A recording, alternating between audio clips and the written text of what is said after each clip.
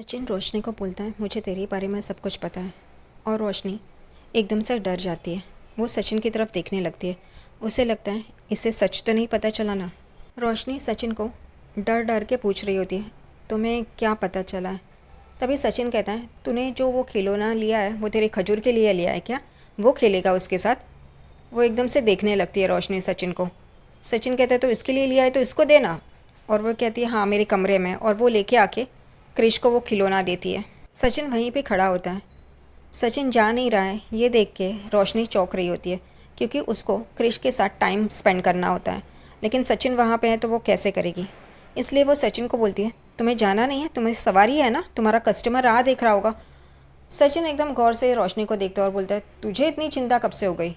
अब रोशनी इसके ऊपर क्या बोले, वो चुप हो जाती है। तभी रोशनी की माँ हर वक्त उसका साइड लेने आ जाती है और वो कहती है कि नहीं सचिन बेटा, तुम्हारे काम का नुकसान मत करना हमारे लिए, तुम जाओ अपने सवारी पे। सचिन कहता है, हाँ हाँ काकी मैं जा रहा है, और वो वहाँ से चला जाता है। तभी रोशनी क्रिश को अपने पास लेती है और उसे प्यार करती है और उसकी आंखों में आंसू होते हैं। वो उसको कहती है कि तू ठीक तो है ना, तुझे तकलीफ़ तो नहीं हो रही है ना? और वो कहता है, नहीं नहीं काकू मैं ठीक हूँ, आप कल्याणी काकू ही हो ना? वो कहती है हाँ। दूसरी तरफ साइली शिखा को फूल माला बनाने का सिखा रही होती है। वो कहती है कि तुम्हें मैं इस सुई से सिखाती हूँ, क्योंकि हाथ से तुम्हें इतने जल्दी पता नहीं चलेगा इस वजह से। और वो कहती है ठीक है। साइली उसे पूछती है, तुम्हें थोड़ा तो आता होगा ना? वो कहती है हाँ हाँ आता है ना। तो वो कहती है फिर ठीक है, आधे घंटे में काम हो जाएगा। शिखा एकदम डर जाती है, आधे घंटे में? रोशनी ने कहा था इसको वहीं पे रुका के रखना, अब मैं क्या करूं? फिर शिखा बोलती है, नहीं मतलब मैंने उल्टा बोला, मुझे नहीं आता है तो मुझे सिखाओगी क्या? वो कहती है ठीक है।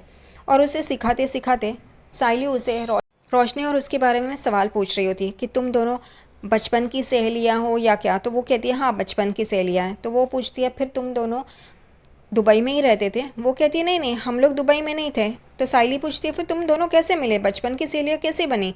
तभी वो कहती है, हमारे पिताजी दोस्त हैं और हम छुट्टियों में मिलते थे। साइली फिर शिखा को पूछती है, तुम्हारे पापा कहाँ हैं? तो वो कहती है मेरे पापा नागपुर में हैं, मैं काम के सिलसिले में यहाँ मुंबई रहती हूँ। और फिर साइली पूछती है, ये वकील सब ठीक काम कर तो रहे हैं ना, क्योंकि उसके पापा कब तक बाहर आ जाएंगे? तभी शिखा कहती है, उसके पापा ने वैसे भी कुछ किया नहीं है, हाँ लेकिन वहाँ के रूल्स थोड़े स्ट्रिक्ट है ना। यही बातें चल रही होती है, उतने में रोशनी को चचा का फ़ोन आता है और वो एकदम से उठाती है और उसका स्पीकर पे चला जाता है कॉल। और उसकी आवाज़ साइली सुन लेती है कि ये तो चाचा की आवाज़ है। और शिखा एकदम डर जाती है कि मैंने स्पीकर पे कैसे डाल दिया, और वो फ़ोन पे बात करते करते दूसरे साइड पे चली जाती है। और साइली यही सोचती है कि ये आवाज़ कहीं तो सुनी है। रोशनी क्रिश का काफ़ी अच्छे तरह से ध्यान रख रही होती है। वो क्रिश को कह रही होती है कि मुझे माफ़ कर दे, मैं तेरे साथ नहीं थी। और वो रो रही होती है। क्रिश कहता है, कोई बात नहीं कल्याणी काकू। उतने में रोशनी को तेजस का कॉल आता है, इसलिए रोशनी दूसरे साइड पे आती है तेजस से बात करने के लिए। तेजस कहता है, बाबू तुम कहाँ पे हो, तुम आ रही हो ना शॉप में? वो कहती है, नहीं मैं पार्लर में थोड़ा बिज़ी हूँ, आज नहीं आ पाऊँगी। तो वो कहता है, तो क्या हुआ, आ जाओ ना, हमारी शॉप है ना, तुम यहाँ नहीं आओगी तो कैसे चलेगा? और आज पता है मैंने 10 प्रोडक्ट्स बेचे हैं। वो कहती है, वाह अच्छा है। तभी तेजस कहता है, आ जाओ तुम। वो कहते नहीं, रोज़ रोज़ छुट्टी नहीं मिल सकती ना। तेजस एकदम चौंक जाता है, छुट्टी? वो तो तुम्हारा पार्लर है ना बाबू। रोशनी एकदम से चौंक जाती है, ये मैंने क्या बोल दिया? वो कहती है, हाँ मतलब ये एक गलत एग्जाम्पल सेट होगा ना दूसरों के लिए कि छुट्टी ले रहे हो। तभी फिर रोशनी कहती है, अच्छा मैं फ़ोन रखती हूँ, यहाँ पे कस्टमर्स बहुत है तो मुझे काम बहुत है। और वो एकदम से पीछे मुड़ती है तो सचिन सचिन ये बातें सुन लेता है कि वो पार्लर में है और वो झूठ बोल रही है। वो एकदम से चौंक जाती है सचिन को देख के।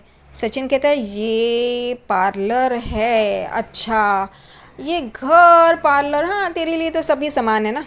रोशनी की माँ भी सचिन को देख के चौंक जाती है, वो यहाँ पे कैसे आ गया?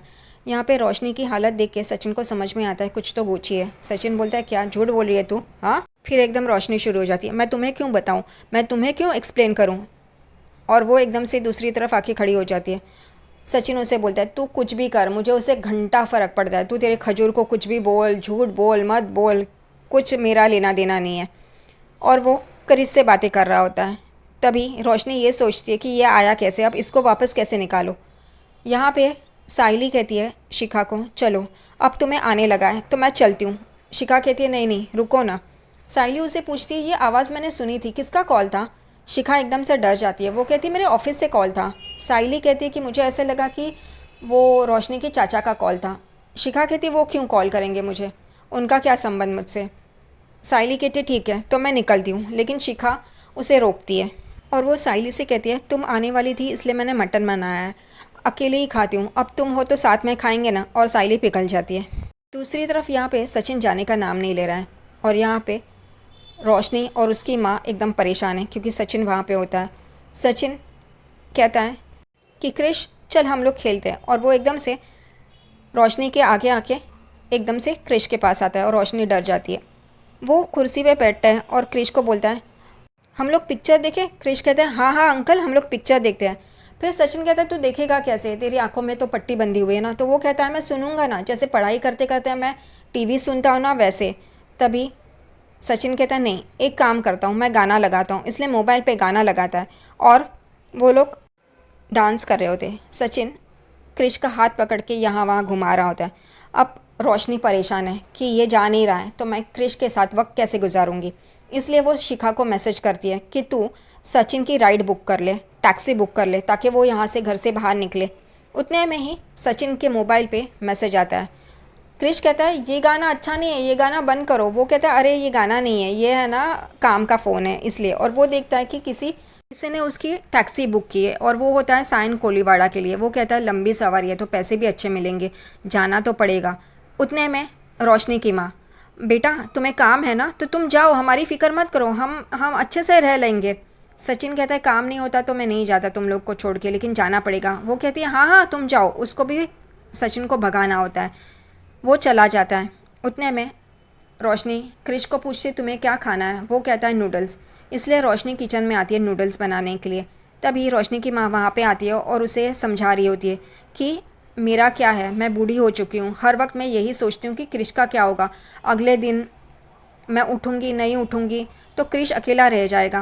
रोशनी कहती है तो ऐसी क्यों बोल रही है आई। तो वो कहती है तो मैं और क्या करूँ, तुझे अपने बच्चे को अपने पास नहीं रखना है, वो अनाथ की तरह पल रहा है। रोशनी भी गुस्सा हो जाती है अपनी माँ पे और बोलती है तुझे क्या लगता है ये सब करके मुझे अच्छा लग रहा है, लेकिन मैं भी उसको एक अच्छा भविष्य देना चाहती हूँ, इस वजह से ये सब कर रही हूँ ना।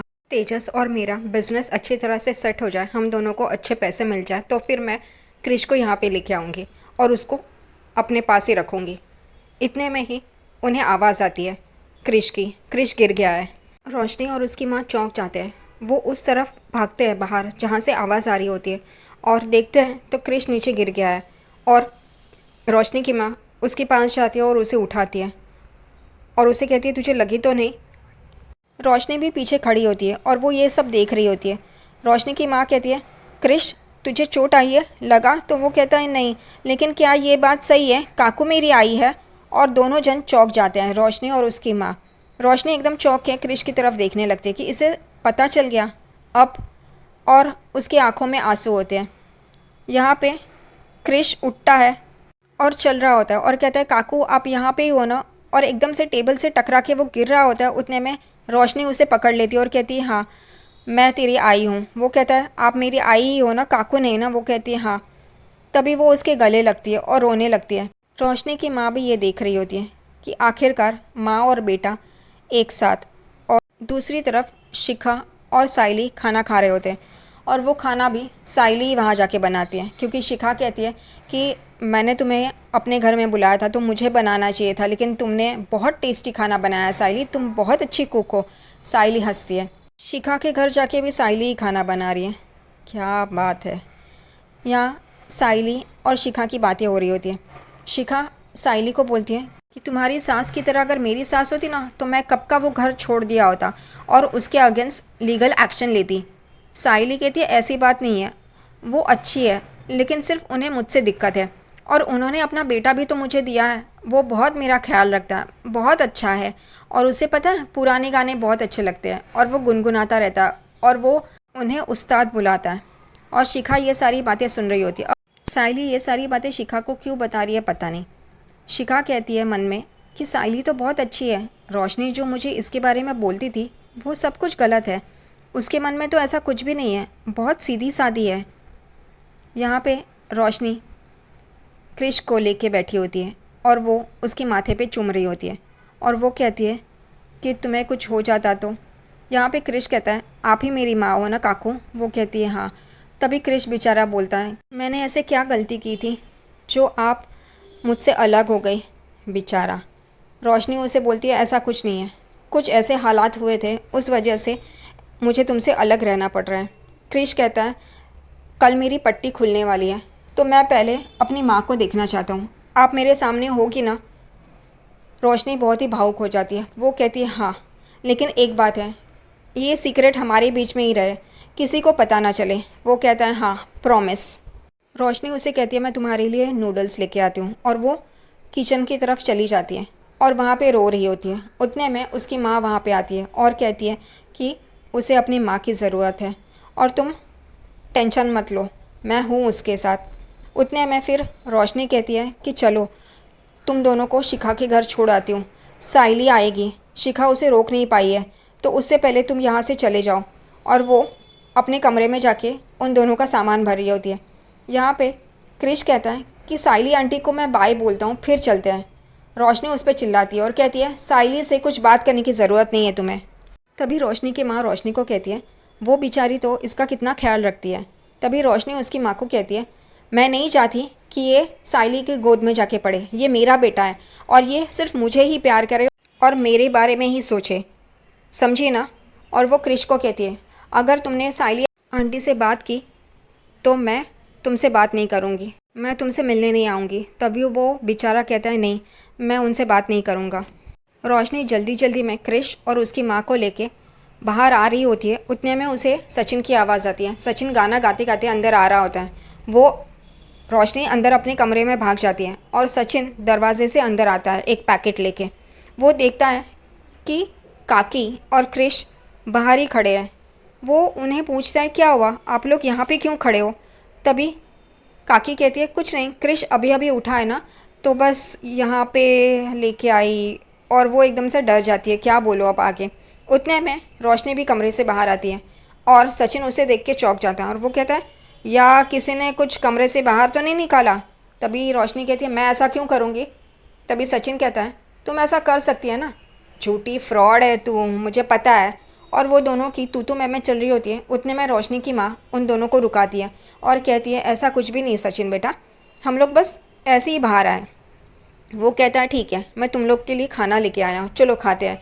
तभी तुरंत रोशनी की माँ कहती है, रोशनी ने तो नूडल्स बनाया है। और सचिन एकदम चौंक जाता है। वो कहता है, क्या, इस खजूरी ने? कैसे बने होंगे पता नहीं है, हम लोग ने कभी खाया नहीं है। और वो एकदम से चौंक के देखता है कि ये कभी किसी के लिए कुछ नहीं करती, इसने आज नूडल्स बनाया है। तभी उसकी माँ कहती है, नहीं नहीं, अच्छे ही बने होंगे, हम लोग खाते हैं ना। तभी वो पैकेट रोशनी के हाथ में देता है जो वो खाना लाया होता है और कहता है, मैं हाथ मुंह धो के आता हूँ। और वो अपने कमरे में चला जाता है। तभी रोशनी अपनी आई को कहती है, चल चल, वो नहीं है, हम लोग यहाँ से भागते हैं। तभी रोशनी की माँ बोलती है, नहीं नहीं, वो बाहर आ गया और देखा तो, नहीं नहीं, ऐसा नहीं करेंगे। रोशनी कहती है, हाँ ठीक है, वैसे भी कल पट्टी तो खुलने ही वाली है ना, ठीक है। और वो ऐसे ही एक दूसरे को देखते हैं।